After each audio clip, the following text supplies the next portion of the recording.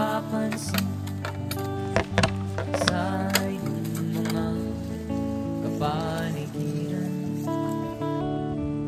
Kay dumina ng hangin, pati na ang mga ilog natin.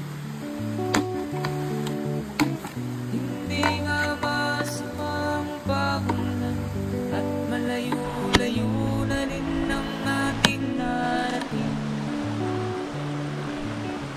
Ngunit masdan mo ang tubig sa dagat, dati kulay asul, ngayon naging itim. Ang mga dumit ating ikinalat sa langit, sa langit, huwag na natin ipaabutin. Upang kung tayo'y pumanaw man sa ibang hangin, sa langit natin matitig.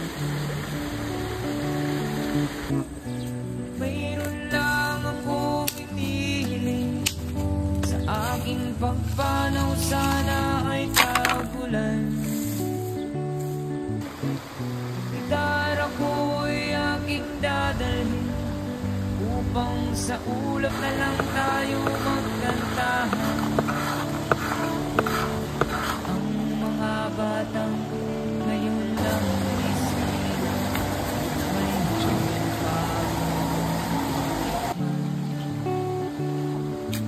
may mga puno pa kaya silang aakyatin, may mga ilog pa kayang lalangoyan. Bakit di natin pag-isipan ang nangyayari sa ating kapaligiran?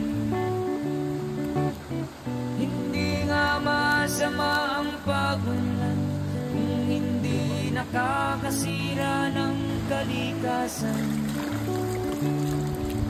Darating ang panahon, mga ibong gala ay wala na madadapuan. Masdan mo mga punong dati kay tatang, ngayon'y namamatay dahil sa ating kalokohan. Lahat ng bagay na narito sa lupa, yayang galing sa Diyos kahit nung ika'y wala pa. Ingatan natin at wag nang sirain pa, pagkat pag kanyang binawi tayo'y mawawala na.